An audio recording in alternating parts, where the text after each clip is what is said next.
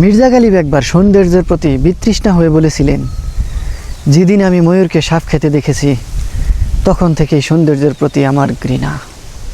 আমিও দেখেছি সুন্দর চেহারার আড়ালে কুৎসিত মন, মিষ্টি কথার পিছনে বিষাক্ত উদ্দেশ্য, হাসি মুখের নিচে নিষ্ঠুর হৃদয়।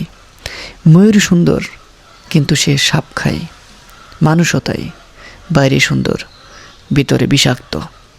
সৌন্দর্য দিয়ে মানুষ চেনা যায় না, চেহারা দিয়ে হৃদয় বোঝা যায় না, কথা দিয়ে চরিত্র বোঝা যায় না।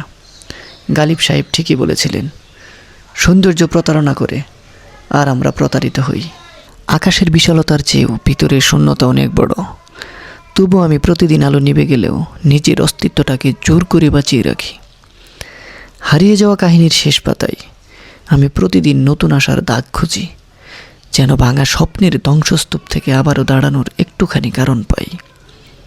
ভিতরটা ভেঙে গুড়িয়ে গেলেও বাইরের পৃথিবীর সামনে আমি হেসে যাই, কারণ আমি জানি বেঁচে থাকার অভিনয়টাই আমার একমাত্র বেঁচে থাকা।